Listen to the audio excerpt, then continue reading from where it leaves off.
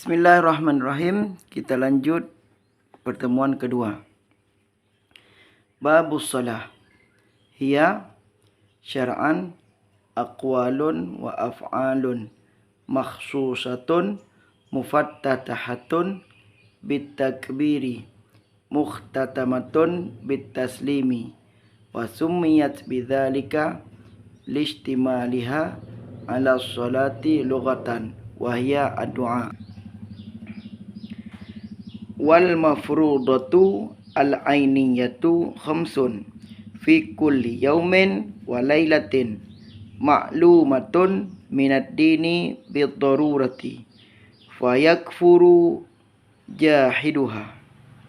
Solat menurut istilah syarak ialah beberapa ucapan dan perbuatan tertentu yang diawali dengan takbir dan diakhiri dengan salam. Perbuatan tersebut disebut solat karena mengandung makna solat menurut arti bahasanya, iaitu doa.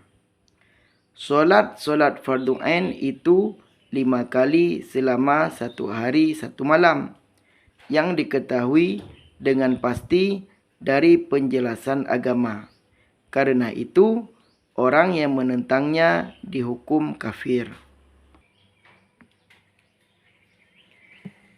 Walam tajtami' hadhil khamsu li ghairi nabiyina Muhammad sallallahu alaihi wasallam wa furidat lailatal isra'i ba'da nubuwwati bi 10 sinina wa 3 ashhurin lailata 27 min Rajab walam tajib subuhu yaumi tilkal lailah li'adamil ilmi bi kaifiyatiha.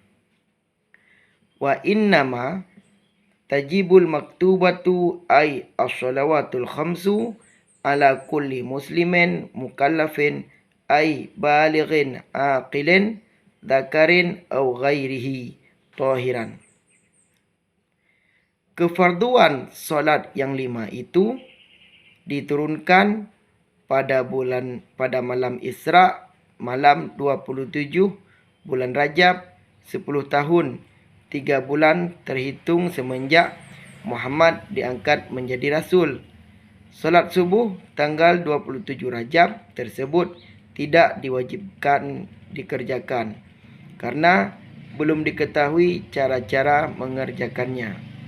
Salat maktubah 5 waktu itu wajib dikerjakan hanya oleh setiap orang muslim yang mukallaf, yaitu yang telah sampai baligh, berakal sehat, lelaki atau bukan yang suci.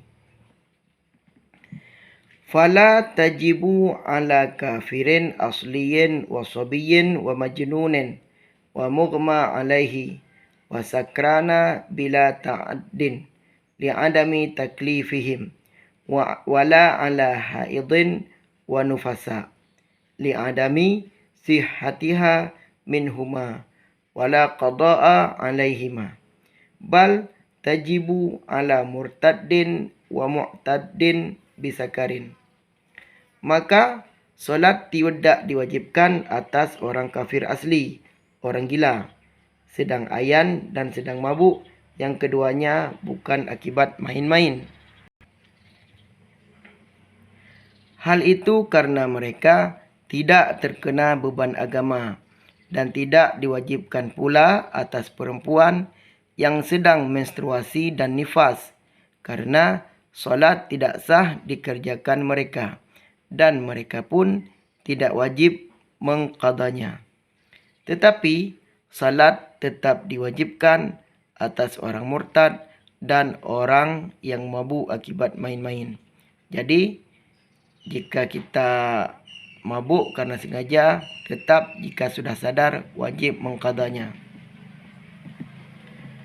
Wa yuqtalu ay al-muslimu al-mukallafu at-tahiru haddan bidarbi unuqin in akhrajaha ay al-maktubatu amidan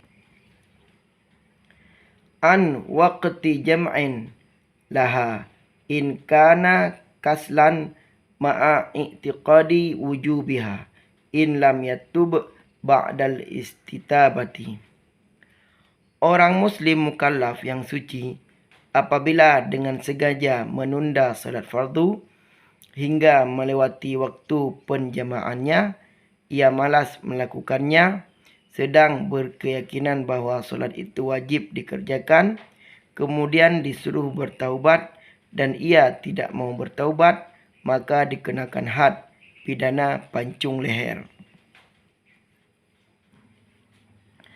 Wa ala nadbil istitabati la yutmanu man qatalahu qabla taubati lakinnahu ya'thamu wa yuqtalu kufran in tarakaha jahidan wujubaha fala yughsalu wala yusalla alaihi. Menurut pendapat bahawa menyuruh bertaubat itu sunnah tidak wajib, maka pemancung leher orang yang menunda solat seperti di atas sebelum bertaubat adalah tidak dikenakan pidana, tetapi pemancung itu telah menjalankan dosa. Orang yang meninggalkan solat karena menentangnya sebagai kewajiban adalah dibunuh sebagai orang kafir. Ia tidak usah dimandikan dan tidak pula disolati. Wa yubadiru man marra bifaitin wujuban in fata bila udhrin fayalzamuhu al-qada'u fauran. Apabila seseorang dengan tanpa ada halangan ia meninggalkan solat, maka ia wajib segera mengqadha salat itu. Ia wajib qadha seketika itu juga. Qala Syekhuna Ahmad bin Hajarin rahimahullahu ta'ala, walladhi yadhaharu annahu yalzamuhu sarfu jami'i zamanihi lil qada'i ma ada ma yahtaju li sarfihi fima la budda minhu wa annahu yahrumu alaihi tatawu'. Syekhuna Ahmad bin Hajar rahmat Allah semoga padanya memukakan, yang jelas orang yang tertinggal solat haruslah menggunakan secukup waktu untuk mengqadanya, selain waktu yang digunakan untuk melakukan sesuatu yang wajib atasnya. Di samping juga haram baginya melakukan solat sunat sebelum salat qadha. Wa yubadiru bihi nudban in fata bi'udhrin kanaumin lam yata'adda bihi wa nisyanin kadzalika. Apabila seseorang tertinggal solat lantaran suatu halangan, misalnya tidur atau lupa yang benar-benar bukan main, maka dalam kewajiban qadanya ia disunahkan melakukan dengan segera.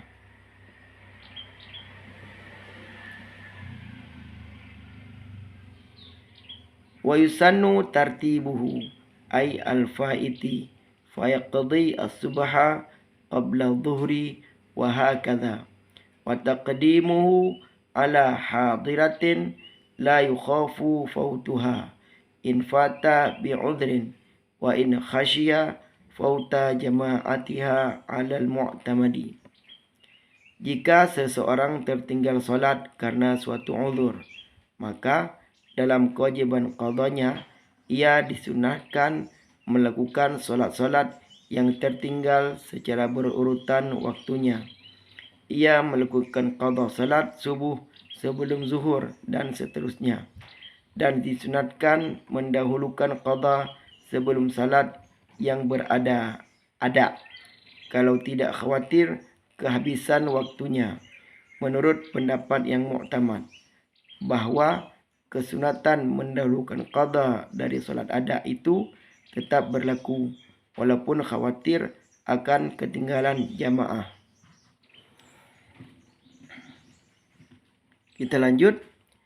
Wa idza fata bila udhrin fayajibu taqdimuhu 'alaiha. Kalau ia tertinggal solatnya bukan karena suatu uzur, maka wajib mendahulukan qadha daripada solat ada. Amma idza khafa fautal hadirati bi an yaqa'a ba'daha wa in qalla kharijal waqti fayalzamuhu al-bad'u biha.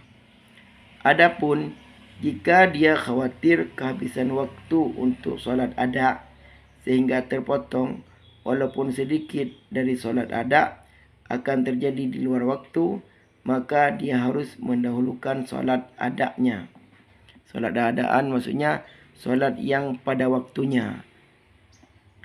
Wa yajibu taqdimu ma fata bi ghairi udrin ala ma fata bi udrin wa in faqida at-tartibu. Wajib mendahulukan qada solat yang tertinggal tanpa uzur atas qada salat yang tertinggal sebab suatu uzur walaupun menyebabkan tidak tertib waktunya. Li'annahu sunnatun wal bidaru wajibun. Karena tertib itu sunnah, sedangkan bersegera adalah wajib. Wa yundabu ta'khirur rawatibi anil fawaiti bi udhrin wa yajibu ta'khiruha anil fawaiti bi ghairi udhrin. Sunnah membelakangkan solat rawatib sesudah qada salat yang tertinggal sebab uzur, dan wajib kalau tertinggalnya itu tanpa suatu uzur. Tanbihun, peringatan. Man fata wa alaihi salatu fardin lam tuqada wa lam tufda anhu.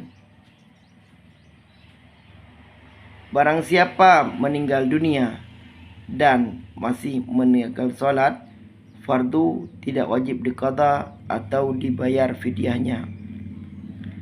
Wa fi qaulin innaha tuf'alu anhu awsa biha amla. Hakahu al-ibadiyyu anis syafi'i li khabarin fihi wa fa'ala bihi as-subkiyyu an ba'di aqaribihi. Dalam pendapat seperti yang dikemukakan oleh Al-Ibadi dari Asy-Syafi'i bahawa sesungguhnya solat itu harus diqadakan oleh orang lain, baik orang mati itu berwasiat untuk hal ini atau tidak, adalah karena ada hadis yang menjelaskannya. Seperti itu pula telah dilakukan oleh As-Subki dalam mengqadha salat sebagian kerabatnya. Sampai di sini saja. Assalamualaikum warahmatullahi wabarakatuh.